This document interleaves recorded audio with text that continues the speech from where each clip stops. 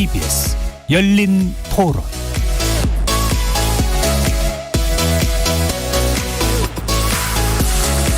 안녕하십니까. KBS 열린 토론 정준희입니다. 저 같은 사람은 암호화폐에 대해서 되게 막연하고 불투명하게 알고 있으니까 처음에는 이게 돈이 될 수 있다 없다를 얘기했던 것 같은데 지금 이걸로 돈을 벌 수 있다 없다를 얘기하는 것 같아요. 근데 그게 제가 멀리서 보기에는 좀 뭔가 도박 같고, 친구나 아니면 뭐 회사 동료나 저희 친오빠도 하고 있는 것 같아요. 이것도 규제는 필요할 것 같다고 생각은 돼요. 너무 좀 이제 많이 과해지고 있어서 어느 정도의 규제는 필요한 것 같아요. 정부의 규제요? 저는 필요 없다고 봅니다. 4050 세대들이 사실 그런 시드머니를 통해서 많이 이렇게 부동산을 통해서 자산을 불렸잖아요. 근데 어떻게 보면은 암호화폐를 규제하는 게 2030 세대들한테는 사다리를 걸어 찬다라고 이렇게도 보여지기도 하거든요. 블록체인이라는 기술이 이제 4차 산업에 대해서 핵심 이제 코어 기술이 되는 그 근간 핵심 기술인데, 그거를 육성해서 뭔가 새로운 미래 먹거리를 창출할 생각은 안 하고 거기에 대해서 이제 뭐 진짜 세국 정책처럼 옛날 규제만 이렇게 계속 하다 보니까 안타까운 거죠. 뭐 세계적인 추세 중에 일부에 해당되기 때문에 뭐 제도적으로 조금 이렇게 보완을 해준다면은 이제는 이제 시장에 안착시킬 수 있는 그런 게 필요하지 않을까 싶어요. 왜냐면 지금 한 사람들은 뭐가 되는 거예요. 거리에서 만나본 시민들의 목소리 어떻게 들으셨습니까? 오늘 토론 주제는 과열된 코인 시장, 정부 규제 필요한가입니다. 국내 4대 가상화폐 거래소의 올 1분기 신규 가입자 수는 249만 5천여 명으로 같은 기간 이들 거래소 전체 이용자의 48.8%에 해당합니다. 불과 석 달 만에 이용자가 거의 2배로 늘어난 건데요. 이들 신규 가입자의 3분의 2가 또 2030 세대라고 합니다. 급작스런 열풍인 만큼 후유증도 곳곳에 눈에 띕니다. 극심한 가격 등락에 일상생활이 어려울 정도로 코인 중독을 경험한 투자자들이 많이 있고, 불법 투기 세력에 의한 피해자도 속출하고 있습니다. 중국에서 사서 한국에서 웃돈 거래하는 환치기 의혹까지 제기되자 결국 정부가 대책 마련에 나섰고, 그에 따른 논란도 크죠. 가상화폐 투자는 법적 보호 대상은 아니지만 세금은 걷겠다는 유지를 가지고 있는 은성수 금융위원장의 발언 이후 분노한 투자자들이 청와대 국민청원 게시판에 은 위원장 자진사퇴 청원까지 올리는 상황. 오늘 KBS 열린 토론에서는 세 분의 관련 전문가와 함께 최근 가상화폐 시장의 주요 이슈에 대해 자세히 논해보겠습니다. KBS 열린 토론은 여러분이 주인공입니다. 문자로 참여하실 분은 샵9730으로 의견 남겨주십시오. 단문은 50원, 장문은 100원의 정보 이용료가 붙습니다. KBS 모바일 콩, 트위터 계정 KBS 오픈, 그리고 유튜브를 통해서도 무료로 참여하실 수 있습니다. 시민 논객 여러분의 뜨거운 참여 기다리겠습니다. KBS 열린 토론 지금부터 출발합니다. 살아있습니다. 토론이 살아있습니다. 살아있는 토론, KBS 열린 토론. 토론은 라디오가 진짜입니다. 진짜 토론, KBS 열린 토론.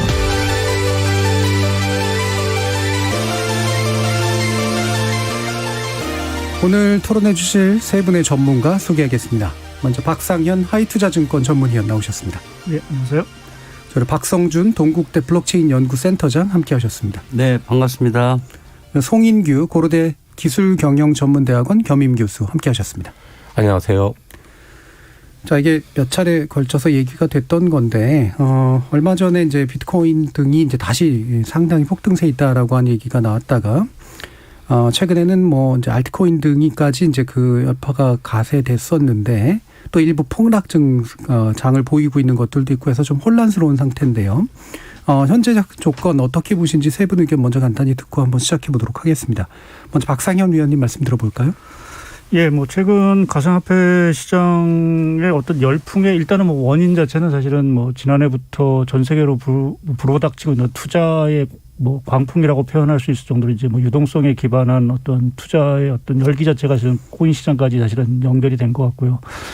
다만 이게 뭐 최근에 어떤 사항들을 보게 되면 조금 이제 과열에 대한 논란도 분명히 있고 뭐 거기에 따른 좀 조정의 흐름이 좀 최근에 좀 나오는 그 정도로 좀 평가를 좀 할 수 있을 것 같습니다. 네, 일단 유동성이 이제 크기 때문에 투자처를 찾는 흐름들은 당연히 있는 거고 그 대상 중에 하나가 가상화폐인데 여기서 이제 문제시될 수 있는 양상들이 일부가 있어서 그게 이제 현재 논란이 되고 있는 그렇죠. 거다. 예. 그런 말씀이시죠.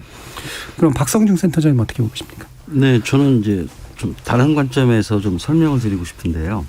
일단은 암호화폐 인식에 대한 안정화가 좀 이루어지고 있는 단계다. 네. 그러니까 기존에는 암호화폐를 뭐 사기나 도박이나 거품으로 보던 그 인식이 이제 세계적인 흐름에 의해서 일반인들조차도 이제 암호화폐를 하나의 자산으로 인정하는 그런 분위기가 나오는 거 아니냐. 예. 그래서 저는 이제 유동성도 하나의 이유지만 더 큰 이유는 저는 일반인들이 생각하는 암호화폐 인식이 좀 안정화되고 있다. 네. 그러다 보니까 이제 새로운 시장으로 이제 형성이 된다. 저는 이걸 가장 중요한 이유로 생각하고 있습니다. 그래서 그러다 보니까 지금 과열되는 건 물론 맞습니다. 그렇지만은 계속 제가 이제 블록체인과 암호화폐 전문가로서 말씀을 드린 거는 이거는 새로운 신사업이고 미래 세상에서 어떤 핵심 역할을 하기 때문에 저는 지속적인 우상향은 유지할 거라고 보고 있고요. 현재 일어나는 거는 이제 단기간의 과열에 대한 저도 조정 국면이라고 보고 있습니다. 예. 과열에 대한 조정에 대해서는 뭐 필요성이나 어떤 뭐 불가피성은 인정하시는데 네. 기본적으로는 이게 자산으로서 일반인들의 인식 속으로 들어온 상태다. 네, 이렇게 보시는 거죠. 예. 그다음에 그럼 송 교수님은 어떠십니까? 예, 저는 시장의 본질적인 변화가 이미 작년부터 크게 일어나고 있었다라고 하는 점을 지적하고 싶고요. 예. 첫 번째는 페이스북 같은 굉장히 큰 기업들이 이제 블록체인 사업을 시작을 하면서 이제 코인을 발행하고 있는 거고요. 또 하나 중요한 현상은 기관 투자자들이 진입을 하고 있었다는 겁니다. 그래서 이게 이제 2020년부터 본격적으로 상승을 시작하게 만든 요인인데 최근 과열되는 양상은 여기에 이제 2021년 들어가지고 개인 투자자들이 대거 진입을 했고요. 우리나라 같은 경우는 이제 2030 세대가 많이 진입을 했죠. 그러다 보니까 일부 종목은 거래량이 이제 비정상적으로 많이 늘어나고 그다음에 가격도 비정상적으로 오르고 이런 과열 현상이 있는 건 분명하나 그 가장 기저에 있는 거는 블록체인을 만드는 세상 이것이 미래를 만들고 있기 때문에 생기는 거다라고 저는 보고 있습니다. 예, 알겠습니다. 자, 그러면 뭐 뒤에 좀 더 자세히 얘기를 해볼 텐데, 이거 한번 좀 짚어주세요. 아까 이제 자산이라는 말씀을 이제 쓰셨잖아요. 그러면, 비교적 이제 새로운 현상들이니까, 그럼 새로운 현상들은 기존 역사 속에서 어떤 예를 찾아봐야 되는데, 이게 자산가로서 인정받지 못하다가 자산으로 들어와서 결국에는 뭐 일부의 가격의 등락들을 겪긴 하지만 어느 정도 안정세로 들어간, 이와 유사한 사례는 어떤 게 있습니까? 송 교수님 혹시 말씀 주실 수 있을까요? 사실은 이제 그 자산 클래스 중에서 비교적 최근에 나타난 자산은 헤지 펀드 같은 것이 대표적인 사례인 것 같아요. 그래서 네. 헤지 펀드도 처음에 나왔을 때는 기관 투자자들은 전혀 관심을 기울이지 않았었거든요. 네. 그래서 한 10여 년 동안은 이제 그 제도권 밖에 있는 투자자들이 주로 투자를 하다가 이제 뒤에서 나오겠지만 예일 대학의 투자 최고 의사결정자인 데이비 스웬슨이라고 하는 분이 30조 원을 운영하고 있는데 이제 이분이 이제 투자를 시작하면서 기관 투자자들이 대거 참여를 했고 이제는 모든 기관 투자자들이 다 참여하는 아주 보편적인 에셋 클래스가 되었습니다. 예. 그럼 헤지펀드 같은 경우도 결과적으로 이와 유사한 그런 이제 경로를 겪었다라고 이제 말씀을 하시는 거네요. 어떠세요? 박성준 센터장님. 예, 저는 일반인들한테 이해하기 쉽게 좀 설명을 드리면요. 당연한 겁니다. 예를 들어서 우리나라가 이제 옛날에 보면 자산이라는 개념이 예를 들어서 산업혁명 시기에는 뭐 자본이라든지 토지라든지라는 걸로 이제 우리가 생각을 했지 않습니까? 그러다가 저희는 이제 인터넷 진흥을 통해서 이제 정보 혁명이 일어났습니다. 그래서 이제 그때 유행하던 게 뭡니까? 정보는 돈이다. 그러니까 자산의 개념이 기존의 피지컬한 상태에서 이제 사이버적인 거로 옮겨가는 그 세상을 저희는 겪어왔습니다. 그래서 소프트웨어라는 게 하나의 자산이 되고 지식 그 컨텐츠라는 게 지적 재산권 같은 컨텐츠라는 게 하나의 자산이 되는 그러니까 새로운 자산들이 그 폭발적으로 성장했던 세상을 우리는 한번 경험을 한 사람들이에요. 그 블록체인의 얘기하는 암호화폐라는 거는 이제 그러한 연장선에서 기존의 자산의 개념이 한 번 더 이제 혁신이 이루어지는 거죠. 기존의 자산은 이제 뭐 피지컬에서 이제 사이버적으로 간 거고, 근데 그 사이버 자산의 가장 큰 문제점이 뭐냐면은 복제가 가능하다는 문제였거든요. 사실 블록체인이 해결해주고자 하는 거는 그 복제가 불가능한 디지털 자산의 유니크성이나 디지털 자산의 어떤 소유권 같은 걸 확실히 보장해주는 그런 세상을 만들 수 있는 게 블록체인입니다. 그래서 제가 볼 때는 우리가 기존에 경험하지 못했던 산업화 시대에 기존에 경험하지 못했던 소프트웨어라든지 어떤 무형의 자산 같은 것들을 겪었듯이 이제 새로운 디지털 자산이라는 개념이 나온다는 거죠. 그래서 디지털 자산에 대한 암호화폐가 바로 그러한 디지털 자산을 표현하는 방법이기 때문에 이거는 시대의 흐름이라고 저는 보고 있습니다. 그래서 네. 지금 그 사회자님께서 말씀하시는 그런 거는 저희가 찾아보면 너무나 많은 예들이 많다고 저는 생각하고 있습니다. 이제 앞에 말씀하신 건 뭐 이제 실물적인 거에서 이제 비실물적으로 예. 이동한 게 이미 한번 겪었다는 말씀이신데 여전히 유틸리티는 있잖아요. 유용성이라고 하는 건 그런 그렇죠. 것들은. 예. 근데 이것의 유용성은 뭐라고 보세요? 이제 그거에 대한 그 많은 오해들을 하고 계시는 거예요. 특히 이제 차츰차츰 제가 설명을 드리겠지만 과연 암호화폐가 무엇이냐는 거죠. 사실은 이 토론하고 하면서도 그리고 정치인이나 많은 분들 또는 은성수 위원장이나 또 옛날에 박상기 전 법무장관들이 도대체 암호화폐라는 게 무엇이라는 걸 생각하는 개념이 뭐냐 이거죠.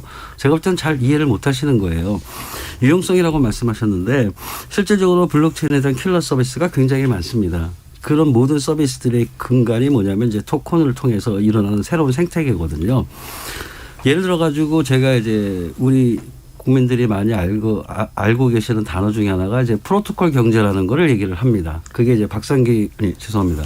그러니까 박영선 전 중소기업 벤처부 장관이 프로토콜 경제라는 거를 들고 나오셨어요. 새로운 걸 만든 거죠. 사실 근데 그게 제가 볼 땐 블록체인 경제인데 박영선 전 장관이 프로토콜 경제를 들고 나온 핵심적인 이유가 뭐냐는 거죠. 그게 바로 뭐냐면 상생의 가치라는 겁니다. 기존의 플랫폼의 독점에 따른 여러 가지 문제에 대해서 이제 우리는 포용과 상생의 경제로 가야 되는 가치의 변화가 좀 바뀌는 거죠. 그래서 그 경제 생태계에 참여하는 모든 참여자들이 함께 잘 살 수 있는 상생 경제가 미래 가치라고 판단을 하셔가지고 이제 프로토콜 경제라는 걸 만드신 거죠. 이제 그런 것도 제가 볼 때 일종의 그 블록체인에 또는 새로운 암호화폐 가치한 예라고. 그러니까 암호화폐가 블록체인 기술과 밀접한 연관성이 있기 때문에 블록체인 기술을 쓰게 되는 어떤 이후의 경제 구조 안에서 반드시 코인은 같이 따라가서 자산의 가치를 가질 수밖에 없다 이런 말씀이신 건가요? 예, 분리할 수 없습니다. 네. 예. 자 그러면 박상규 위원님은.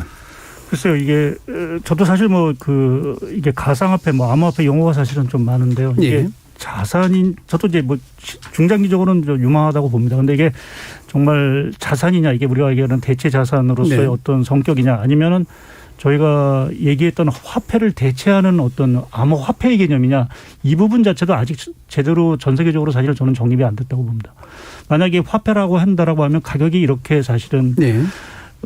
하루에 몇백 프로씩 뛰어야 되는 그러한 거는 사실은 저희가 보편적으로 화폐라는 부분을 인정할 수 없는 부분들이기 때문에 그러한 부분에서는 아직 화폐로서의 어떤 역할 자체는 제대로 못한다고 좀 보고 있고요. 그럼 이제 자산이냐라는 부분에서는 이제 우리가 말씀하신 여러 가지 이제 저희가 이제 코로나19를 거치면서 이렇게 새롭게 이제 디지털 경제라는 부분 자체가 이제 한층 다가왔죠. 그 네. 과정 속에서 여러 가지 이제 기술 혁신이라든지 이러한 것들에 대한 기대감 자체가 상당히 많아졌고 거기에 핵심이 사실은 블록체인이었고 그와 연관된 것들이 이제 이런 비트코인이라든지 여러 가지 가상화폐였기 때문에 그러한 것들에 대한 어떤 가치라는 부분 자체를 저희가 이제 다시 주목을 하게 됐는데 문제 자체는 이게 자산으로 인정을 받으려고 한다라고 하면 대중들이 사실은 보편화되는 어떤 시각을 가져야 된다고 저는 좀 생각을 합니다. 예를 들어서 저희가 이제 석유라는 그 처추 이제 원유라는 부분 자체 처음 채굴 했을 때 그냥 검은 물이다라는 이제 개념에서 그게 자동차라든지 전기 발전을 위해서 이제 연료용으로 사용하다 보니까 그게 새로운 어떤 자산군으로서 사실 등장을 했듯이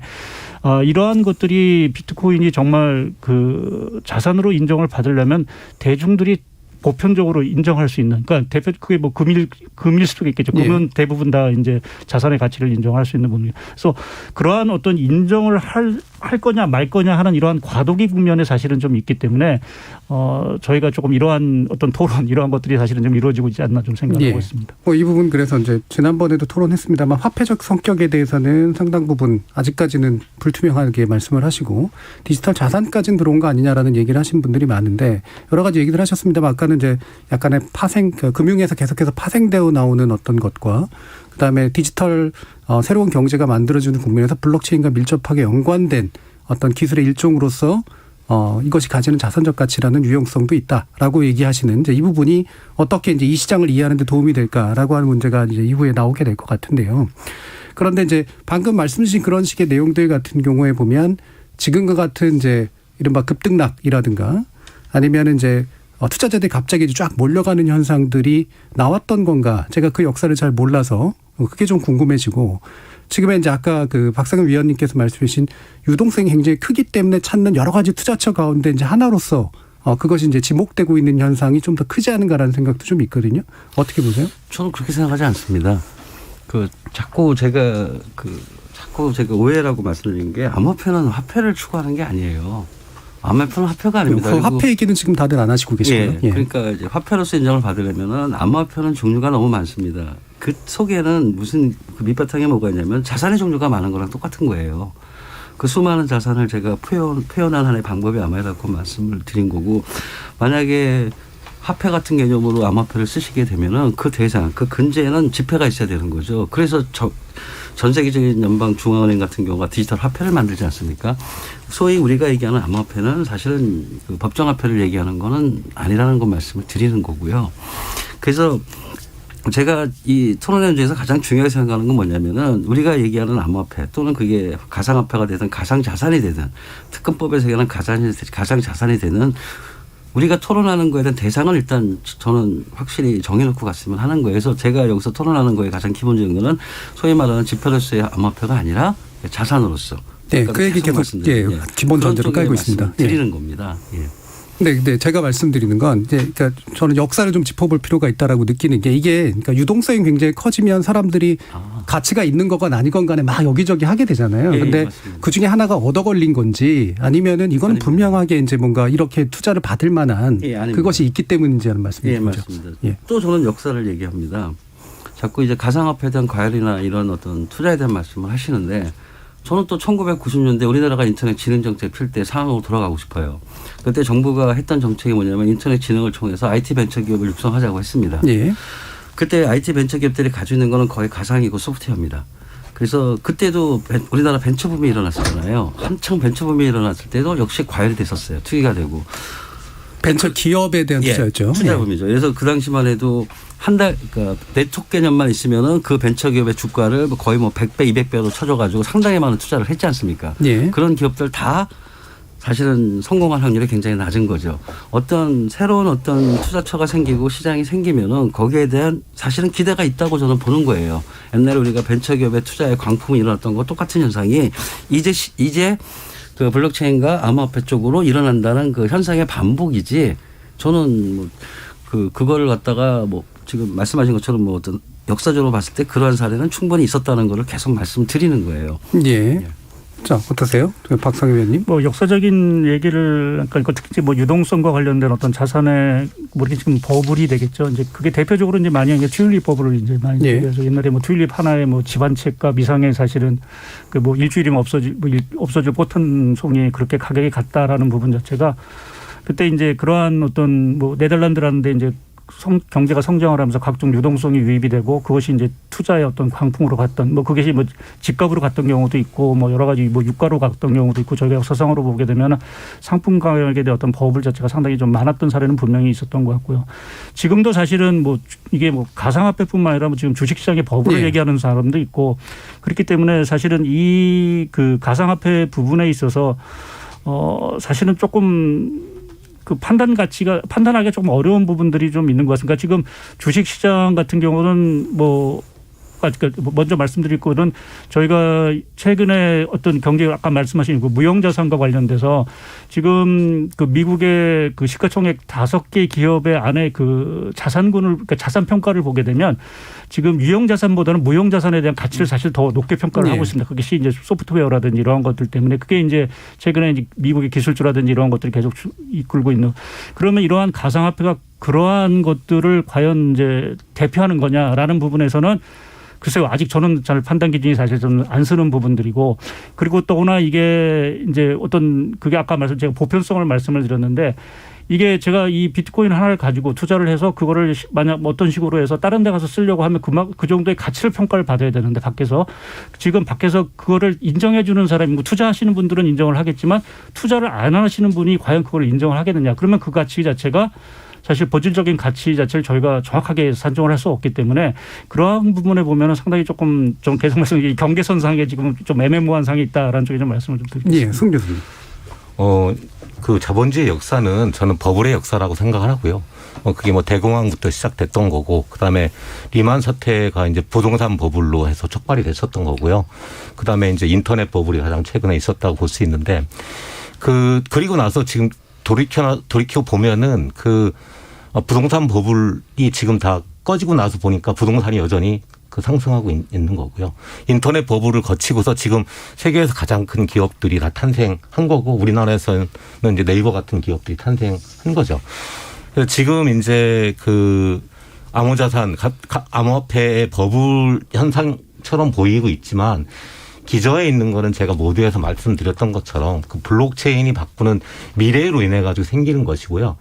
더 자세히 들여다보면은 이미 굉장히 많은 기업들이, 특히 큰 기업들이 블록체인을 받아들여 가지고 활발하게 무엇인가를 바꾸고 있는 것이고, 또 다른 한편에서는 굉장히 돈이 많은 투자자들이 투자를 하면서 암호자산 가격이 오르기 시작했었던 거거든요. 예. 그러면은 유동성이 걷어지고 나서 꺼지고, 3년 전에 그랬던 것처럼 이제 꺼지고 나서 굉장히 오랫동안 이제 암흑기 정체기를 거쳤잖아요. 그렇게 될 것이라고 보면은, 그러면 3년 전이나 거의 유사하게 뭐 거래소 폐쇄 발언이 있었고 가격이 급락하는 것 같았지만은 지금 급락하는 듯하다 다시 오르고 있잖아요. 그래서 이제는 이쪽 블록체인을 만드는 그런 미래 경제에 대한 확신은 이제는 어느 정도 자리를 잡았다라고 저는 보고 싶습니다. 예. 그러면 이제 우리가 오늘 논의에서 이제 좀 몇 가지 계속해서 구별해 나가야 되는 게, 이게 이제 본질적으로 가치를 지니고 있는 자산이 아니냐라는 논의도 물론 또 중요하지만, 실제로 가치를 지니고 있는 자산이더라도 뭐 버블이 낄 수도 있는 거고, 그다음에 여러 가지 문제가 생길 수가 있는 거잖아요. 예를 들면 지금 뭐 환치기 의혹이 제기된다라든가, 거래소 문제가 있다라든가, 알트코인들이 이제 불안성은 어떻게 하냐라든가, 이런 것들은 또 이것이 가지고 있는 본질적 가치 여부하고는 또 무관하게 실제로 거래 과정에서 발생할 수 있는 여러 가지 이제 양상들이라고 이제 볼 수가 있는 거기 때문에, 어떤 것들에 이제 좀 우려하면서 주목해 보시는지, 제가 지금 여러 가지 그냥 말씀을 드렸기 때문에 그 말씀에 대한 이야기 한번 들어보죠. 박상현 의원님은 어떤 부분이 좀 우려할 만한 양상이라고 보세요? 저는 가장 큰 게 뭐 가상화폐, 뭐 암호화폐, 이게 사실은 뭐 장래성, 뭐 말씀하신 대로 다 저희가 장래성이 있고 성장 가능성이 있다라는 부분에는 다 동의를 하시는 부분들인데, 결국 이제 가치 판단의 문제, 이게 적정 가격이 얼마냐라는 부분에 대한 것들이 사실 제일 고심스럽습니다. 사실 네. 저희가 주식시장이라는 부분 자체는 뭐 기업의 이익이라든지 또 뭐 어떤 매출이라든지 뭐 이러한 것들을 가지고 사실은 자산을 평가하고 기업의 주가를 평가하는 부분들인데, 과연 저희가 이 가상화폐에 대해서 이게 과연 가격이 얼마 할 거냐, 이게 뭐 누구는 빵원이 될 수도 있다는 얘기하시는 분도 있고 10억이 됐다고 얘기하시는 분들이 있는데, 그 가치 판단의 기준은 서로 다 다르다는 거죠. 그러니까 보편적인 가치 판단이 어느 정도 척도가 있어야 그 적정 가치가 매겨지고 또 자산으로서의 어떤 인정을 받는데, 그 과정 자체가 일단은 좀 아직은 좀 불확실하다라는 부분 자체가 저는 제일 문제인 부분들이 하나인 것 같고요. 그게 그래서 일부는 버블이라고 그러고 일부는 버블이 아니다라는 얘기를 하는 부분들인 것 같고요. 두 번째 부분은 금방 말씀하셨지만 지금 수많은 지금 코인이 있습니다. 가상화폐 코인이 있는데, 저도 이름을 들어보지 못한 코인도 뭐 수십 개가 되는 부분들이고, 과연 그게 다 자산으로서 인정을 받을 수 있는 코인들이냐. 예. 우리가 비트코인이야 어느 정도 이제 다들 아시고, 또 이게 공급의 한계도 있고 여러 가지 기술, 어떻게 보면 이제 선구자적인 뭐 테슬라와 전기차의 테슬라와 같은 어떤 그런 어떤 선두주자의 역할을 하고 있기 때문에 우리가 비트코인에 대해서는 뭐 상당 부분 그래도 인정을 하는 부분들인데, 말씀하신 이 알트코인에 대해서 과연 우리가 그런 것을 다 자산으로 인정해 줄 수 있느냐. 이게 디지털 골드라고 얘기를 하는데, 그러면 모든 알트코인이 다 디지털 골드냐? 그거는 아닐 거로 보고 있거든요. 네. 특히 이제 알트코인의 어떤 지금 우리 뭐 각국마다 이제 상장이 다른데, 우리나라는 특히 이제 알트코인의 상장이 뭐 어마어마하게 지금 많다고 얘기를 하는데, 그 상장된 것에 대한 가치 판단을 과연 누가 한 거냐?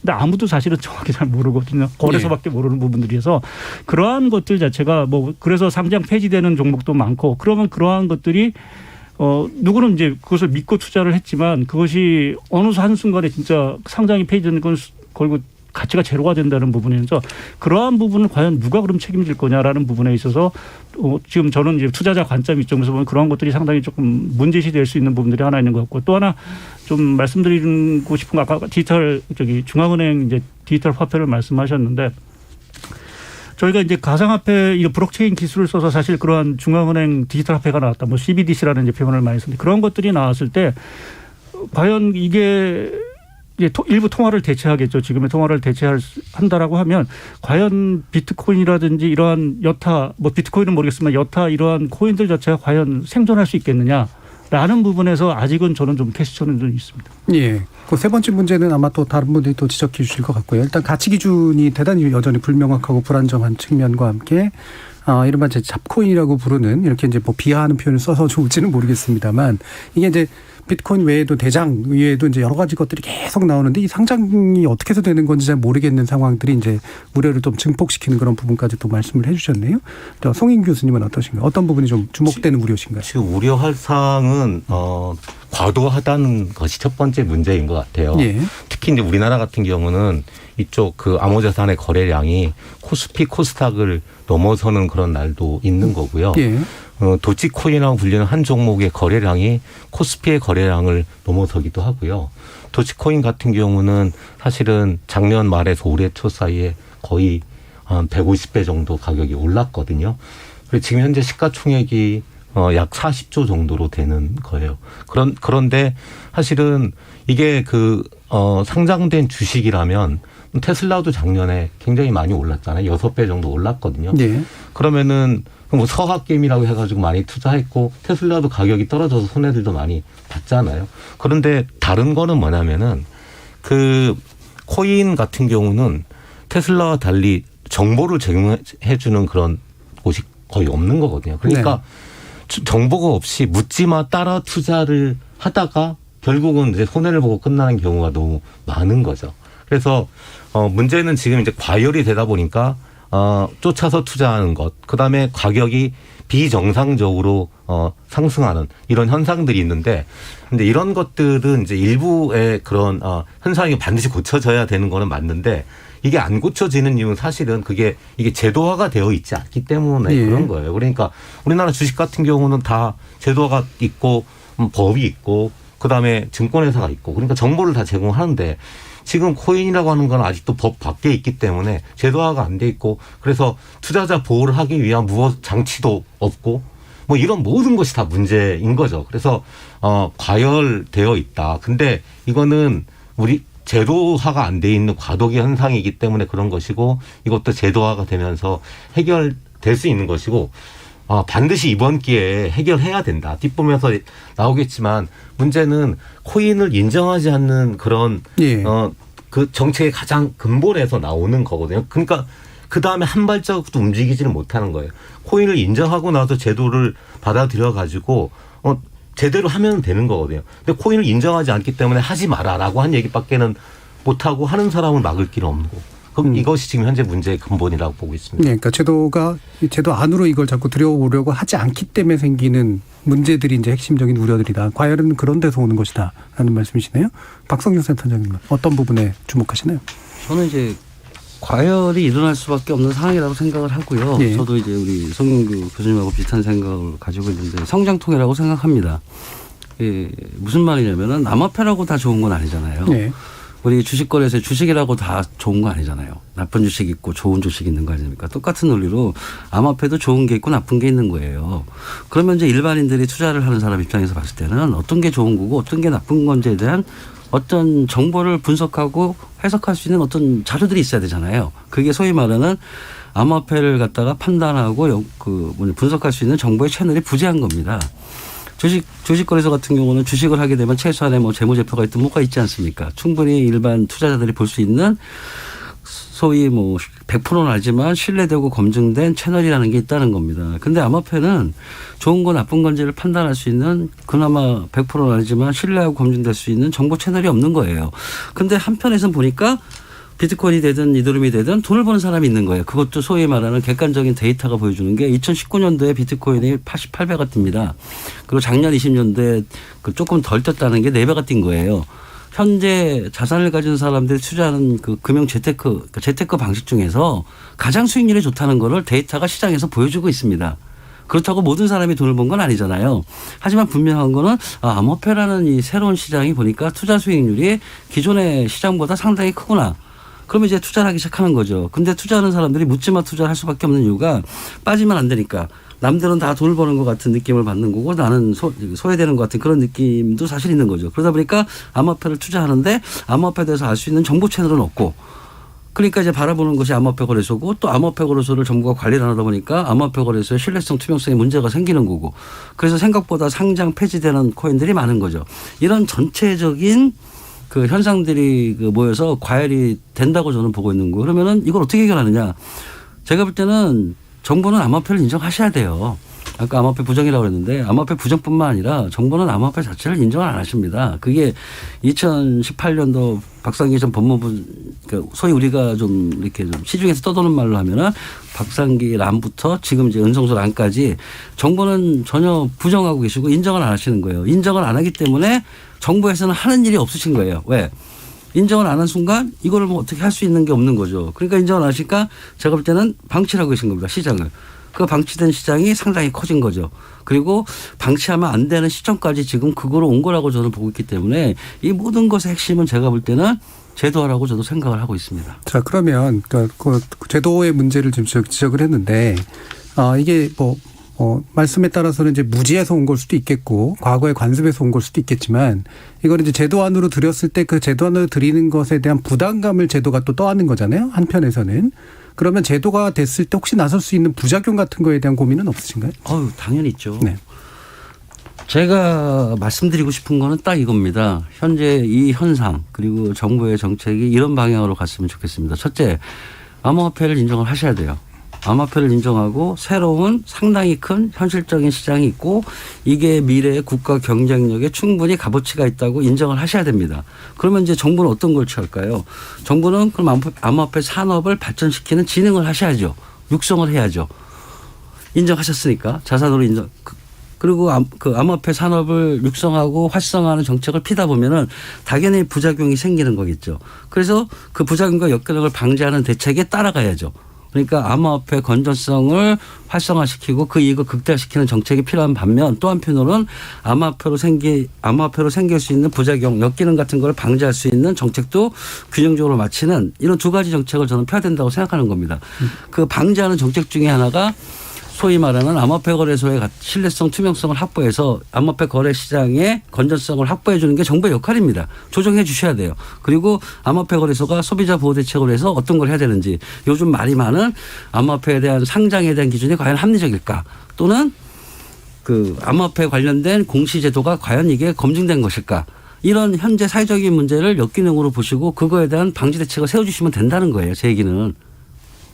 그러니까 많이 말씀을 주셨는데 이게 되게 여전히 좀 약간 형식적인 측면들인 것 같아요. 그러니까 지능도 해야 되고 방지도 해야 된다는데 맞습니다. 뭐가 지능이고 뭐가 구체적으로 방지인지에 대해서는 잘 모르겠거든요. 말씀을 들어보면.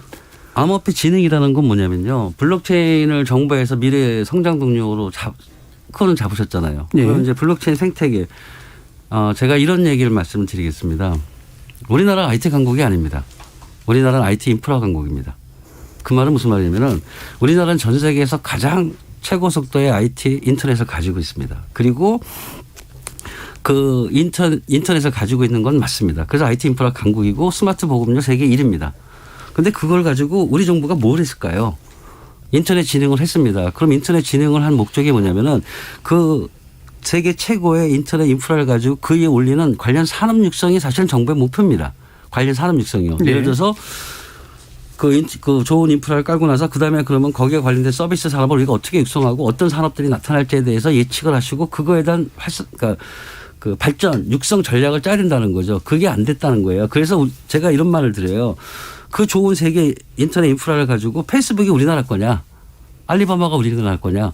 원래 그 좋은 인터넷을 깐 이유는 바로 뭐냐면 우리는 페이스북 같은 기업, 알리바바 같은 기업, 구글 같은 기업을 만들고 싶어서 한 거예요. 근데 그걸 우리나라 못한 겁니다. 왜 못했어요? 예. 그런 측면을 제가 말씀을 드리는 거예요. 예, 알겠습니다. 좀 더 구체적인 얘기 뒤에서 좀 더 들어보도록 하고요. 박상현 위원님이 보시기에 비슷한 질문입니다만, 그러니까 제도화라고 하는 것은 그 제도 안에서 생기는 문제를 이제 껴안잖아요. 국가가 이제 그걸 껴안게 되는 거니까. 그 투자 쪽 계속해서 일을 해오시니까 이게 기타의 주식시장이나 자산시장에 관련해서 제도를 한 어떤 구축해 놓은 것과 암호화폐 관련해서 그거를 제도화 시켰을 때 생길 수 있는 국가가 어느 정도 얻을 수 있는 어떤 이득, 그다음에 또 혹시라도 생길 수 있는 부담 이런 건 어떤 게 있다고 좀 보시나요? 저는 일단 이 이 가상화폐에 대한 개념 자체가 사실은 예.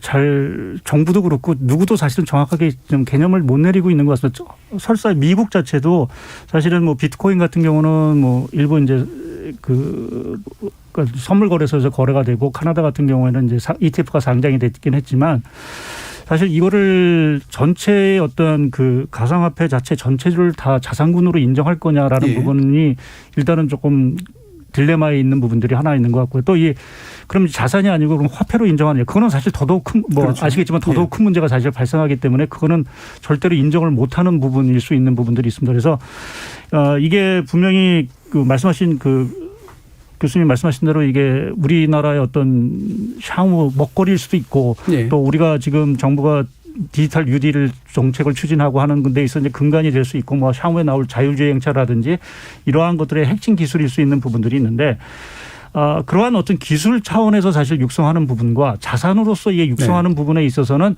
사실은 좀 아쉬운 고민이 사실 좀 있기 때문에 제도권으로 사실은 섣불리 이제 유입을 사실 못 시킬 수밖에 없는 또 아까 뭐 여러 가지 말씀하셨지만 또 저도 얘기했지만 이게 주식시장처럼 뭔가 주가에 대해서 정확한 판단을 내리고 뭐 여러 가지 정보가 있고 한다라고 하면 제도권으로 편입을 해도 큰 문제가 아니고 여러 가지 제조 방식을 만들었는데 그러한 것들을 할 수 있는 능력을 사실은 갖췄느냐라는 부분도 사실은 저는 좀 퀘스천이기 때문에 그 능력은 당국도 그렇고 사실 이제 투자자도 그렇고 이제 그것을 분석하는 사람이 있을 수 있겠죠. 저같이 이제 뭐 리서치에서 근무하는 사람이 뭐 주식을 분석하거나 매크로를 분석하는 것처럼 코인에 대해서 정확하게 분석을 할 수 있는 능력이 있는 사람이 과연 몇 사람이 있느냐라는 부분에서도 사실은 문제가 될 수 있는 부분들이 있고 그래서 자산으로의 어떤 편입에 있어서 제도로의 편입에 있어서는 정부가 고민이 있을 수밖에 저는 없다고 좀 봅니다. 그것이 이제 전 세계적으로 공통적인 현상이고 해서 이게 대세는 맞는데 이 대세 흐름 자체를 어떻게 끌고 갈 거냐. 특히 이제 아까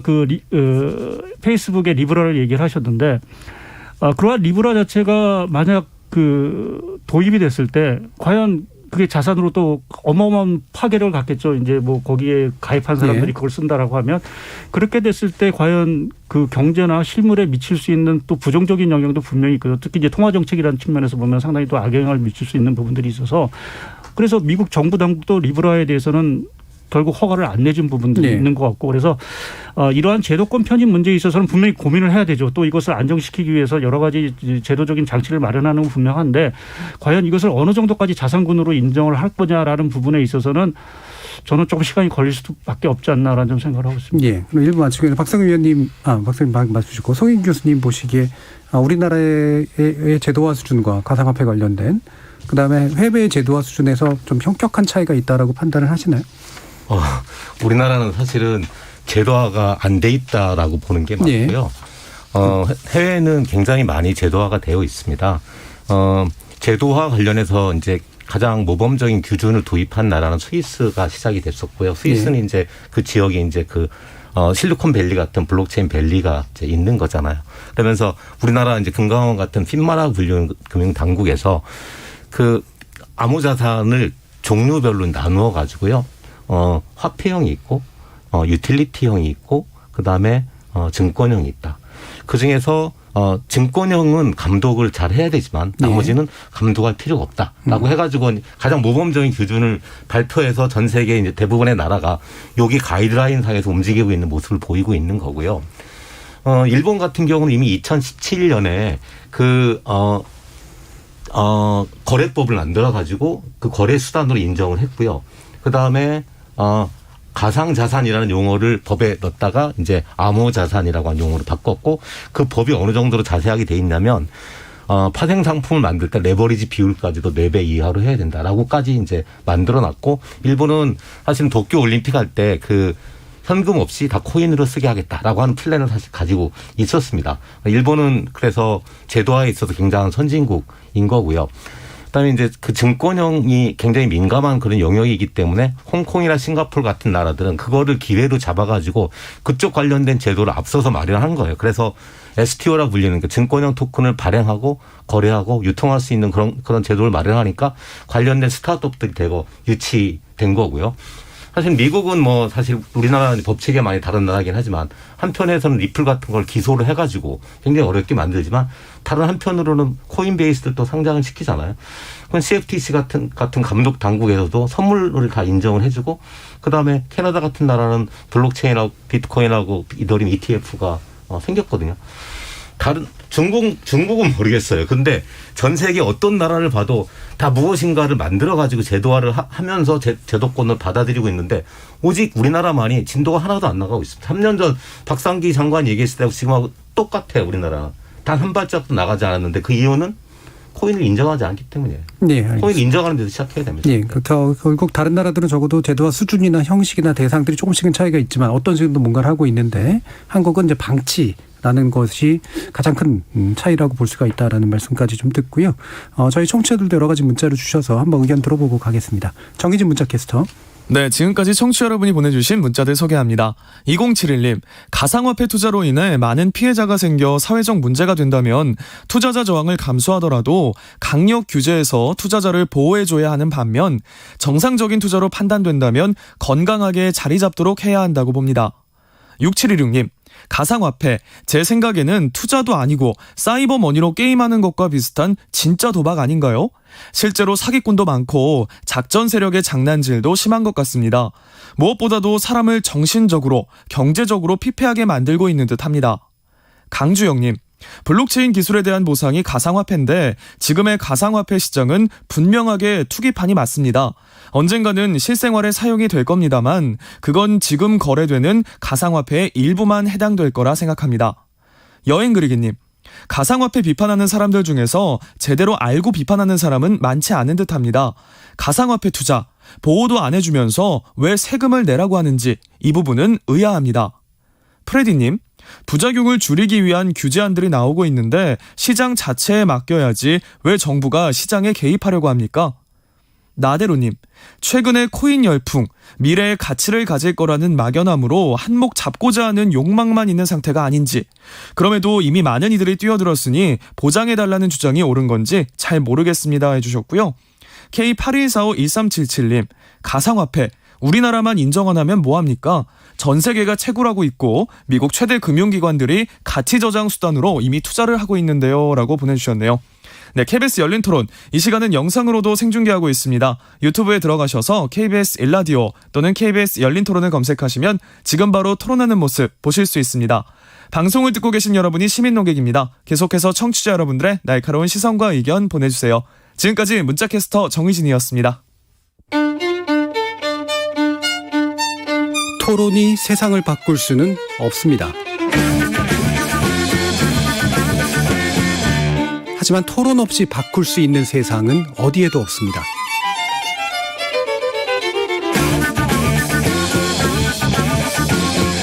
세상의 선한 변화를 갈망하는 당신.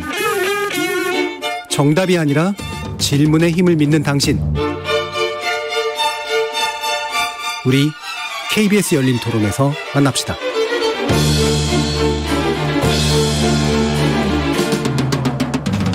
KBS 열린 토론, 오늘은 과열된 코인 시장, 정부 규제 필요한가라는 주제로 송인규 고려대기술 경영전문대학원 겸임교수, 박성준 동국대 블록체인 연구센터장, 박상현 하이투자증권 전문위원, 이렇게 세 분과 함께하고 있습니다.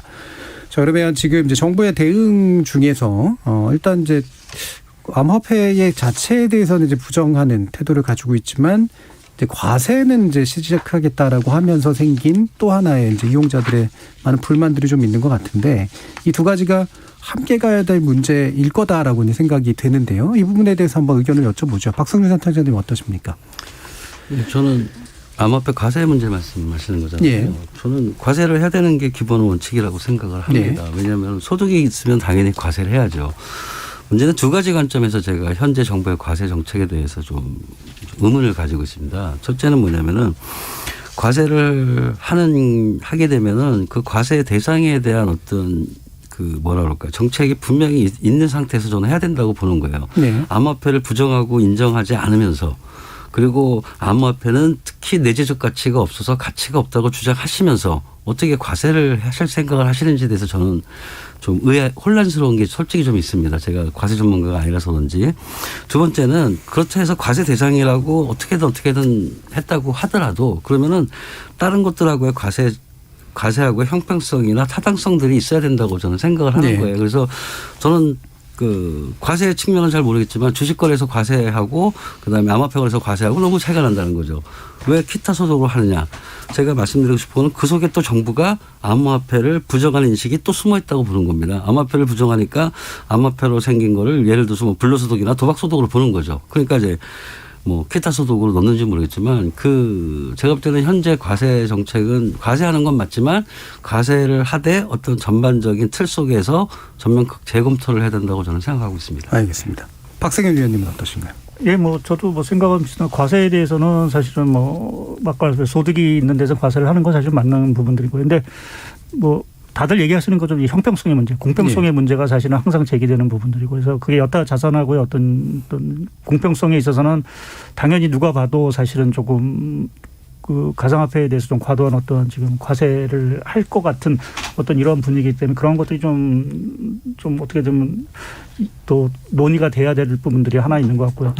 또 한 가지는 과세를 한다라고 하면 결국 일정 부분의 보호도 사실은 좀 필요할 것 같습니다. 결국 국가가 어떠한 부분에 대해서 과세를 했더라면 그 부분에 대한 어떤 자산에 대한 어떤 보호도 사실은 어느 정도 해줘야 되는 부분들인데 지금 그 부분에 대한 여태까지 좀 얘기를 했지만 좀 제도권 편입 문제라든지 또 보호 장치 문제라든지 이러한 것들이 사실은 조금 빈약하다라는 측면에서 보게 되면 정부도 과세는 하는 거에 대해서는 반대하는 사람은 없을 겁니다. 근데 그런 어떤 제가 말씀 제도권의 어떤 편입 문제라든지 또는 보호 문제라든지 이러한 어떤 제도도 사실 동시에 좀 정비가 돼야 되지 않을까 좀 보고 있습니다. 그럼 아까 좀 어려움에 대해서는 얘기해 주시긴 했습니다만 박상현 위원님께서 그렇다면 이제 정부가 제도의 일부로서 가상화폐 일부를 주식과 비슷한 것으로 취급을 하고 과세도 역시 주식과 비슷한 방식으로 간다. 이러면 어느 정도 합리적인 방안이라고 생각하세요? 예, 그렇게 됐을 텐데 이제 문제는 이제 이제 거래에 있어서의 지금 상장이라는데 그 상장에 있어서 어느 정도는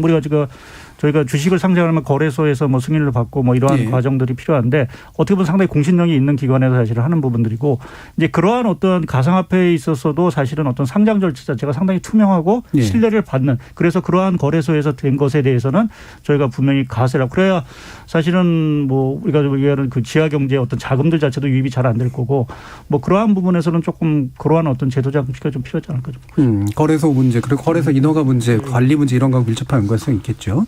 송윤 교수님 어떠십니까? 저는 지금 과세를 과연 이야기할 땐가라고 하는 걸 먼저 좀 묻고 싶고요. 그러니까 해야 될 일이 굉장히 많거든요. 우선은 이제 계속 얘기하지만 출발이 안 되는 가장 커다란 이유는 코인을 인정하지 않기 때문에 생기는 건데 코인을 인정하면서 해야 될 어젠다가 너무너무 많이 있습니다. 그중에 하나가 과세인 거죠. 그러니까 이거를 먼저 정리를 하는 게 중요하고요. 그다음에 코인이라고 하는 거는 그 성격이 주식 같기도 하고 화폐 같기도 하고 상품 같기도 하고 굉장히 다양한 모습을 가지고 있습니다. 그러니까 이거에 대한 정의도 그러면서 같이 성격에 대한 정의도 내야지 되는 게 맞는 거죠. 그러니까 왜 기타 소득인가? 아니면 금융소득이 맞나? 양도소득이 맞나? 이런 거에 대해서도 세부적으로 검토를 해야 되고 거래소가 한두 개가 아니잖아요. 그다음에 산 가격, 판 가격 여러 거래소에서 거래소마다 가격도 다 다르거든요. 그리고 개인들 간의 거래도 많고 해외 거래소도 있어요. 그러면은 과세를 한다고 얘기를 했는데 과연 과세를 할 수 있을까에 대한 의문도 굉장히 큰 거예요. 그러니까 저는 지금은 너무 시기상조다. 과세를 논하기 전에 그 전에 준비해야 될 것들을 종합적으로 대책을 마련해야 된다라고 생각합니다. 자, 그러면 외국 같은 경우에는 현재 움직임들이 어떤지 좀 말씀 주시죠. 과세에 관련해 가지고요. 국가별로 이제 대단히 상이하고요. 그러니까 기본적으로는 자본 소득에 대해서는 과세를 하지 않는 지역이 있고 과세를 하는 지역이 있습니다. 대표적으로 과세를 하지 않는 지역은 홍콩이나 싱가포르 같은 나라들이고 그 나라들은 많은 자본을 유치를 하는 것이 이제 국가의 경쟁력이기 때문에 그런 거고요. 자본 이득에 대해서 과세를 하는 나라들이 있고 그다음에 그거에 대해서도 세금은 다 이제 상이한 거죠. 그래서 아직은 이 텍스 문제에 대해서 제가 이런저런 리포트를 봅니다만 텍스 문제에 대해서 가장 민감한 건 그 부가가치세를 내야 되냐 말아야 되냐라고 하는 부분이 있거든요. 이를테면은 코인을 주고받으면 이게 부가세를 내야 되나 말아야 되나라고 하는 것이 훨씬 더 선결이 돼야 되는 과제입니다. 그런데 이런 부분에 대해서는 대체적인 그 컨센서스가 이게 화폐적인 거래로 봐가지고 거기에는 부가세를 매기지 말자라고 하는 것으로 자리를 잡아가고 있는 것 같아요. 우리나라는 여기에 대해서 아직 아무 언급이 없는 거죠. 그게 훨씬 더 선결돼야 되는 부분이거든요. 소득세에 대해서는 아직 일관된 그런 컨센서스가 이루어진 거는 없는 것 같습니다. 알겠습니다. 자, 그러면 이제 이게 좀 더 본질적인 논의가 아닐까 싶은데요. 아까도 이제 여러분들이 지적을 해주셨습니다만 이제 과세 문제도 그렇고 결국에는 블록체인 육성한다고 하지만 왜 암호화폐는 이제 부인하는 그런 태도를 가지는가라고 하는 이제 그런 건데 결국에는 블록체인이라고 하는 것을 육성해서 미래 산업을 길러내는 것과 암호화폐에 투자하는 것을 어떻게 연결해가지고 함께 해결해야 되는가라는 그런 질문일 것 같아요. 제가 볼 때는 이것이 가치도 가지고는 꽤 먼 문제도 좀 있는 것 같아서요. 지금 이제 예를 들면 암호화폐 투자하시는 분들이 블록체인 기술 보고 그 기술의 가치를 높게 평가해서 투자하는 건 사실은 또 아닌 경우도 굉장히 많잖아요. 자, 이 부분 어떻게 이해하시면 될까요? 박성준 센터장님 말씀부터 들어보죠. 제가 항상 얘기하는 게 저는 그렇게 생각합니다. 제가 지금 경제학 전문가가 아니기 때문에 제가 일반인이 느낀다고 저는 말씀을 드릴게요. 네. 저는 이렇게 생각해요. 암호화폐 지금 거래소에서 사람들이 많이 투자를 하는데 그게 과연 블록체인 기술과 암호 산업 세계에 발전시키는 걸로 쓰이는 거냐 아니면 단순히 투기냐 이런 얘기들을 많이 하시는 것 같아요. 그런데 네. 저는 그렇게 생각하지 않습니다. 암호화폐 거래소에 투자하는 돈들은 당연히 암호화폐 발전에 쓰일 수가 있습니다. 저는 그거를 이제 이렇게 설명을 해요. 주식거래소라는 게 주식거래 코스닥이 있습니다. 코스닥을 우리는 주식거래소로 보지만 코스닥은 이제 엄밀히 말씀드리면 제가 볼 때는 그런 것 같아요. 자본유통시장 같아요. 코스닥이라는 건 뭐냐면 IT 벤처기업이 성장을 하기 위해서 투자를 받고 그다음에 자신들의 기술을 가지고 서비스를 만들게 하는 과정 속에서 투자를 받아야 되지 않습니까? 그럼 투자를 받으면은 그 투자를 하신 분들이 회수를 하셔야 된다고 하더라고요. 그럼 투자한 돈을 회수를 어디서 하느냐? 제가 볼 때는 결국에는 코스닥에 상장하는. 이래서 정부에서 벤처기업 육성을 하게 되면은 첫 번째로 그 말씀하시는 게 코스닥 진입 장벽을 낮춘다는 얘기는 일반 벤처기업이 코스닥에 진입할 수 있는 확률을 높여서 투자자들이 벤처기업에 자본을 투자할 수 있는 기반을 조금 더 활성화시켜주는 이런 개념이라고 말씀을 하시더라고요. 네. 똑같이 암호화폐 거래소도 마찬가지입니다. 암호화폐 거래소가 ICO가 되건 IO 되건 토큰을 발행을 했을 때 그러면 그 토큰을 사는 게 일종의 투자가 되는데 그 투자된 사람들은 그 토큰에 투자된 걸 회수해야 되는데 어디서 회수해야 되느냐는 거죠. 그래서 그 토큰이 암호화폐 거래소 상장을 통해서 암호화폐 거래 상장함으로써 암호화폐 거래소를 통해서 회수되는 거하고 똑같은 구조라는 겁니다. 그래서 암호화폐 거래소를 활성화하면 할수록 제가 볼 때는 암호화폐 산업에 들어오는 돈이 더 많아질 거고 그래서 결국은 그게 암호화폐 산업을 활성화시키는데 기여한다. 저는 이렇게 보고 있거든요. 네. 그래서 그 암호화폐 거래소가 활성화된다는 얘기는 바로 우리가 원하는 암호화폐 산업 생태계를 이제 활성화하는 데에 어떤 하나의 반드시 기반일 거라고 저는 생각한다는 걸 말씀드리고 싶습니다. 네. 그러면 박세경 위원님이 보시기에 이건 투자의 관점에서 또 보실 수 있으실 테니까요. 이게 이제 이런 투자가 활성화되는 게 이 산업의 가능성에 대한 최종적 평가물로서 이제 활성화되는 경우도 있고 이게 잘 모르겠지만 이제 그 중에 하나로 이제 한번 보고 이제 또 투자가 일어나는 경우도 좀 있고 그렇잖아요. 이게 공통적으로 지금 이제 박 센터장님 말씀 주신 것처럼 투자 시장이 이렇게 활성화되는 건 결국은 블록체인 기술의 산업적 활성화하고 밀접한 연관으로 간다. 이렇게 판단할 수 있을까요? 예, 상당 부분 어느 정도는 기여를 할 거라고 봅니다. 저희가 바이오 산업 같은 경우도 사실은 이제 적자 기업이 상당히 아직은 사실 좀 많은 거고, 네. 주식 가치를 보면은 사실은 그 미래 성장성에 대해서 보고 사실은 투자를 또 하시고 또 이제 IPO를 하면서 자금 조달도 사실 하는 부분들이기 때문에 결국 이제 코인 자체를 결국 이제 이런 그 블록체인 기술을 통해서 이런 만드시는 분들이 결국 이제 그러한 자금을 쏟아서 진짜 그러한 기술을 발전시킬 수 있는 어떤 자본으로 쓰여진다라고 하면 당연히 이제 발전을 하겠죠. 근데 저희가 그 과정을 아직 투명하게 잘 모른다는 게 사실은 좀, 그러니까 저희가 예를 들어 비트코인 같은 경우도 그 비트코인이 채굴이 되고 그러한 이게 거래가 되고 하는데 그럼 그 돈이 과연 누구한테 가느냐라는 부분에 대해서 사실은 그게 채굴자한테만 가는 건지 그럼 그 채굴자라는 부분 자체가 이제 비트코인 이 블록체인 기술을 발전시키는 사람들이니 예. 들인지 아니면 단순하게 채굴을 해서 투자를 해서 그 차익을 얻으려고 하는 사람인지 이 부분에 대해서 사실은 저는 아직 좀 기술적인 무지가 있어서 그런지 모르겠지만 조금은 아직은 그러한 것들이 좀 선명하지 않은 부분들이 좀 있는 것 같고요. 그래서 분명히 말씀드린 대로 그러한 어떤 정상적인 루트를 통해서 이것을 상장을 시켜서 그 자금 자체가 어떤 기업이라든지 이러한 쪽으로 가서 그것이 계속 블록체인을 발전시킨다고 하면 당연히 저희가 이제 그러한 부분을 좀 육성해야 되는데 이제 그러한 것들도 사실은 어떤 제도 편입이 사실은 그렇기 때문에 필요한 부분들이고 그래서 그런 제도적인 기반을 좀 만들 필요가 있지 않을까라는 쪽에 좀 생각을 하고 있고요. 근데 저는 이제 조금 이제 제가 이 암호화폐를 이제 뭐 저도 이렇게 쭉 이제 뭐 전문가는 아니지만 이렇게 지켜보는 과정 속에서 하나 전 느낀 게 자체가 사실은 이 뭐 블록체인 자체 여러 가지 기술에 쓰이는 부분들인데 저는 이제 투자나 어떤 화폐의 관점에서 보게 되면 사실은 이게 가상화폐라든지 이런 것들은 결국은 필요할 겁니다. 이제 우리가 이제 스마트폰 하나만 가지고 모든 걸 다 할 수 있는 세상이 왔기 때문에 송금이라든지 뭐 이런 것들은 사실 가상화폐 쓰면 편하겠죠. 그래서 뭐 그러한 부분에서 보면은 이게 그럼 통화로서 이제 대체를 할 거냐 자산이 아니라 통화로서 대체를 할 거라고 생각을 한다라고 하면 중앙은행이 적극적 뭐 중국 인민은행도 하고 있지만 우리나라도 한번 적극적으로 이 디지털 원화라든지 이러한 쪽으로 사실은 새로운 통화를 만들려고 한다라고 하면 뭐 그러한 부분에서 또 이제 블록체인 기술이 사실 좀 발전할 수 있는 부분들이 하나 있고요. 또 한 가지는 이제 투자 관점에서 아까 서두에 말씀 가치 척도가 잘 안 된다라는 이제 평가가 안 된다라는 말씀을 드렸는데 이제 그러한 것들을 좀 단점을 좀 보완할 수 있는 게 사실은 좀 스테이블 코인이 아닌가라는 좀 생각을 하고 있습니다. 네. 그러니까 기초 자산을 어느 정도 갖고 있다라고 하면 그것에 따라서 가격 변동이 이루어진다라고 하면 충분히 우리가 그것에 대해서 평가를 할 수 있고 어느 정도의 가격 예측도 가능한 부분들이고 또 상당 부분은 어떤 신뢰, 가치의 어떤 신뢰도 사실은 있을 수 있는 부분들이어서 단순하게 지금 뭐 가상화폐 뭐 이런 거 떠나서 저는 개인적으로 뭐 투자의 관점에서 본다면 이게 좀 스테이블 코인 비슷한 쪽으로 조금 발전해 나가는 것이 어떻겠느냐라는 개인적인 좀 생각을 좀 갖고 있습니다. 예, 송영길 교수님.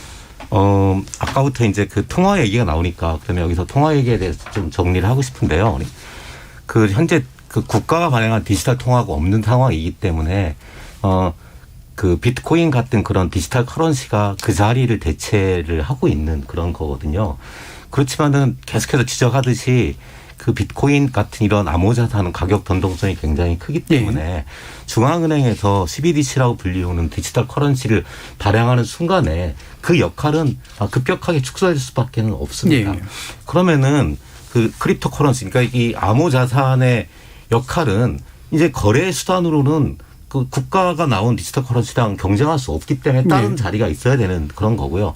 스테이블 코인도 비슷한 겁니다. 스테이블 코인도 그 CBDC가 나오면 굉장히 많은 스테이블 코인들이 입지가 어려워질 거라고 생각하는 거고요.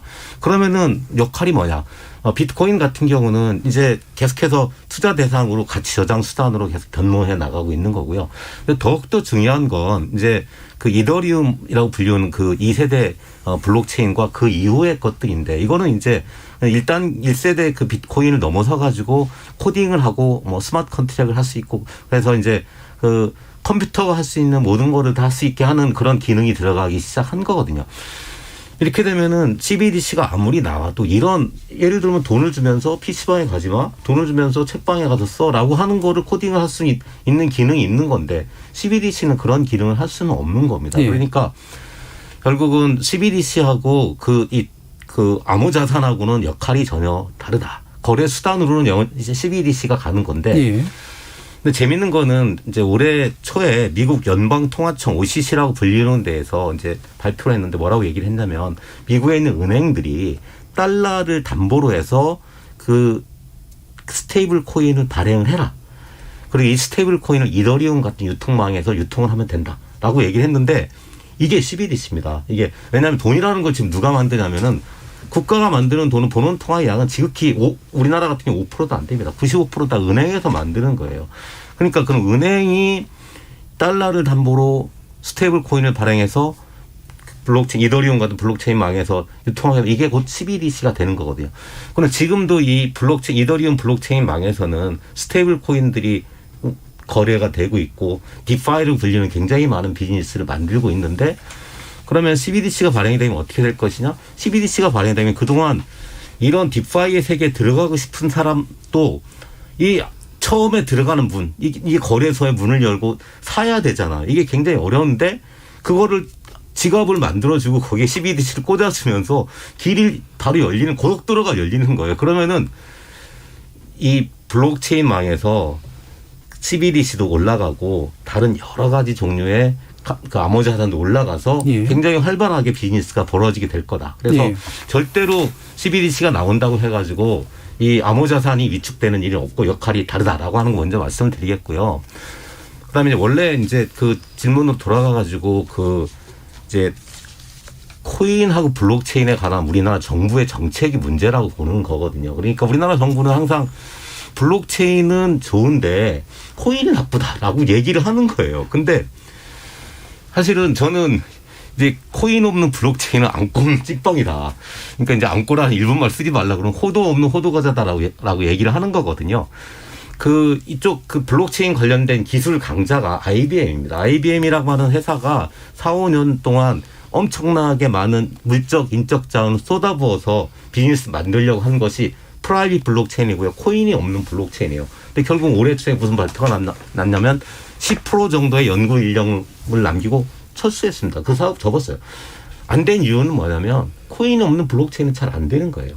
인센티브이기 때문에 그런 거잖아요. 반면에 그러니까 지금 가장 활발한 블록체인 비즈니스는 아까 말한 이 이더리움 또는 이제 그 바이낸스라고 불리는 이쪽 그 예. 여기 상에서 코인들이 다 올라와 가지고 전통적인 은행이 하는 것처럼 예금도 하고 대출도 하고 증권에서 하는 것처럼 이 거래도 하는 이 비즈니스가 100조가 넘는 돈이 올라왔고 그중에 유니스왑이라고 제일 잘 나가는 회사는 하루의 거래량이 증권 거래소 같은 겁니다. 1조 원 넘어요.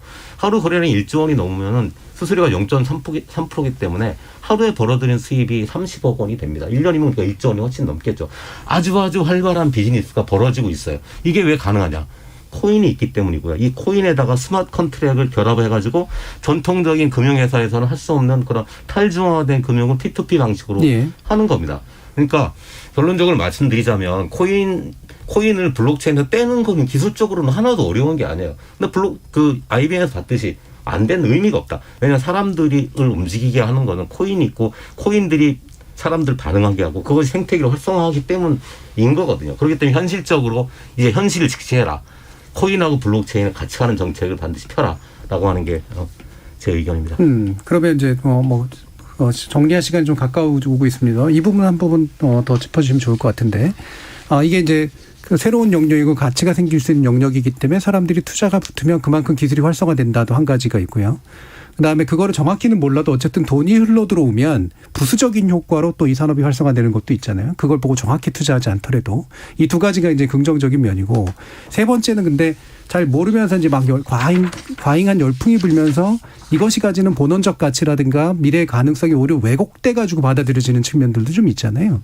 이 세 번째 부분에 대해서 우리가 좀 이 참여하시는 분들에게 뭔가 얘기를 해드려야 되는 것들이 좀 있는 것 같아요. 어떤 말씀 좀 가능할까요, 박성민 선생님? 제가 지금 여기서 느끼는 게요. 일단 코인하고 토큰의 차이도 구별이 안 되고 있어요. 암호화폐는 두 가지 종류가 있습니다. 코인이라는 용어를 쓰는 게 있고 토큰이라는 용어를 쓰는 게 있습니다. 사회자님 말씀하시는 블록체인의 채굴 보상 때문에 필요한 거 아니냐. 그게 코인이에요. 그런데 네. 저희가 지금 논의해야 되는 거는 코인이 아닙니다. 토큰입니다. 그러니까 블록체인 인프라에서 블록체인 위에 올라가는 산업 생태계라는 걸 우리가 만드는 거예요. 네. 인터넷 네이버를 만들듯이 블록체인 인프라에 어떤 비즈니스를 만드는 거고 그 비즈니스의 형태가 기존에 우리가 알고 있는 중앙집중 방식이 아니라 P2P 비즈니스 모델이 만들어지는 겁니다. 그 P2P 비즈니스 모델이 돌아가기 위한 그 생태계에 필요한 암호화폐가 있는 거예요. 네. 블록체인의 보상금으로가 아니라 그 P2P 비즈니스 모델이 돌아가기 위한 암호화폐가 필요한데 그거를 우리는 토큰이라고 하는 겁니다. 네. 그래서 P2P 경제 생태계, P2P 경제 생태계입니다. P2P 비즈니스 생태계를 우리는 토큰 생태계라고 얘기하는 거예요. 저희가 암호화폐 산업을 육성한다는 거는 이 블록체인 코인을 말하는 게 아니고 바로 그 P2P 경제 생태계를 말하는 그 토큰 생태계를 말하는 겁니다. 네. 거기서 토큰 중에서 사람들이 금방 이해하는 게 지금 말씀하신 스테이블 코인이 되는 거예요. 스테이블 코인이라는 가치가 정해져 있습니다. 거기에 누가 투자하죠? 그거는 이제 토큰의 어떤 내재적 가치를 주장하기 위한 아주 그 P2P 경제 토큰 생태계의 트리비아라는 원 케이스고요. 저희가 말하는 거는 그것도 얘기하는 게 아닙니다. 제가 시간이 없어서 지금 더 깊은 얘기는 못 드리는데 제가 지금 말씀드리는 거는 우리가 정부한테 제도화를 시켜달라는 얘기는 바로 블록체인에서 올라가는 그 P2P 경제 생태계, 그 블록체인 경제죠. 그 블록체인 경제가 활성화되려면 반드시 토큰이 필요하고 토큰이 없으면 그 블록체인 경제는 안 돌아간다는 걸 주장하는 거예요. 그래서 저희가 제도화시키고 한다는 얘기는 뭐냐면 바로 그 토큰 생태계가 우리나라에서 활성화되도록 해달라는 것이 블록체인과 암호화폐 하는 사람들의 이야기입니다. 그래서 암호화폐가 정의가 있어요. 미국에도 암호화폐를 어떻게 정의하고요. 그다음에 유럽에서 EU도 정의가 돼 있습니다. 그걸 한번 읽어보시면 암호화폐가 뭐라는 걸 클리어하게 써 있습니다. 어셋이라고 써 있어요. 디지털 어셋이라고. 유명의 자산을 표현하는 하나의 가치 수단이라고 써 있습니다. 저희가 논하는 거는 그걸 지금 논의하자는 거예요. 그리고 또 하나가 뭐냐면은 토큰 생태계가 이루기 위해서는 반드시 암호화폐가 필요해서 그래서 블록체인과 암호화폐는 아까 분리할 수 있느냐 없느냐를 얘기하는 게 아니라 하나입니다. 그러니까 뭐 호도 없는 호도가제가 아니라 토큰 생태계가 활성화되지 않으면 블록체인은 의미가 없다는 걸 말씀드리는 거고요. 그 토큰 생태계 그래서 블록체인과 암호화폐는 하나라고 저희들 계속 말씀드리는 거고 그 토큰의 종류는 너무 많아서 하나로 정의할 수 없다. 그중에 스테이블 코인도 원이고 그다음에 사실은 부동산이라든지 보석 같은 거를 이제 토큰화 시키는 게 다 스테이블 코인입니다. 너무 사람들 쉽게 이해하는 거죠. 하지만 저희가 토큰 생태계의 본질은 바로 그런 유형의 자산이 아니라 무형의 자산을 가지고 경제 생태계를 만드는 겁니다. 무형의 자산이 사실은 토큰 생태계의 목적입니다. 예, 거기까지 듣겠습니다. 1분 정도씩 또 나머지 발언 주실 수 있네요. 박성윤 위원님. 예, 사실 저는 기술적으로 이렇게 잘 아는 부분들이 아니고 이제 투자 관점에서 좀 말씀드리는 부분들인 건데 최근에 이제 이러한 가상화폐가 됐건 코인이 됐건 간에 이렇게 투자가 사실은 조금 누구 봐도 사실은 과열 양상인 부분들이고 또 24시간 거래하다 보니까 거기에 이제 페인이 되시는 분들도 사실 있고 해서 이러한 어떤 부작용 자체를 정부가 조금 늦은 감이 있지만 조금 나서서 투자 관점 보호 차원에서 사실은 조금 정비가 좀 필요하지 않을까라는 생각을 하고 있습니다. 예, 알겠습니다. 자, 이제 송인규 교수님 마지막 발언입니다. 예, 지금 현재 암호자산의 시가총액은 약 2조 달러 정도가 되는데요. 애플 시가총액이 2.2조 달러가 됩니다. 지금 이제 버블이다 이런저런 얘기를 하는데 저는 이 블록체인이 만드는 미래의 가치가 애플 한 종목보다 작을 수는 없다라고 생각을 합니다. 지금 미국 주식만 봐도 100조 달러 정도 되는 거고요. 부동산 200조. 파생상품 1년에 거래되는 규모가 1200조, 외환이 1년에 거래되는 규모가 1600조 정도 됩니다. 이런 주식이나 부동산, 파생상품, 외환 이런 것들이 이미 블록체인에 올라와서 거래되고 있습니다. 지금 난팡저블 토큰이라고 NFT라고 불리는 것인데 우리가 알고 있는 음악, 미술, 만화, 영화 이런 디지털 컨텐츠들이 다 토큰화 돼가지고 거래가 되고 있습니다. 이게 이제 토큰의 경제를 얘기하는 거고요. 그다음에 메타버스라고 해가지고 BTS가 거기서 공연하고요. 네. 그럼 메타버스에서 티켓을 사려면 암호화폐 말고는 방법이 없는 거잖아요. 그래서 우리가 이제 미래의 세계를 보면은 지금 현재 애플보다 시가총액이 작은 2조 달러 여기에서 어쩌면 10배나 100배가 된다고 해도 하나도 이상하지 않다라고 저는 보고 있고요. 투자자들이 잘 모를 때는 조금씩 투자를 해서 수업료가 될 수는 있습니다. 근데 앞으로 저는 그것이 연어처럼 돼가지고 좋은 경험이 돼서 큰 수익을 낼 수 있을 거라고 저는 생각합니다. 알겠습니다. 자, KBS 열린 토론 오늘 논의는 그럼 이것으로 모두 마무리하겠습니다. 오늘 토론 함께해 주신 박상현 하이투자증권 전문위원, 박성준 동국대 블록체인 연구센터장, 송인규 고려대 기술경영전문대학원 겸임교수 세 분 모두 수고하셨습니다. 감사합니다. 네, 고맙습니다. 가상화폐 이야기 최근 몇 년간 주기적으로 도마 위에 올랐죠. 매번 시장 과열 양상 나오고 이용자 보호 이슈가 제기되면 관련 당국의 규제 책임 등이 논의되곤 했습니다. 비교적 새로 등장한 현실이고 그만큼 아직까지는 역동적 변화 가능성이 있기 때문에 기존 시각으로 못 자르듯 가부를 결정하는 것보단 시장 진화를 쫓아가면서 적합한 사후 정비 방안을 마련하는 게 순리겠죠. 근데 여기서 조심스럽게 접근하는 것과 방치하는 건 차이가 크다는 점, 이것이 중요하지 않을까 싶습니다. 지금까지 KBS 열린 토론 정준이었습니다.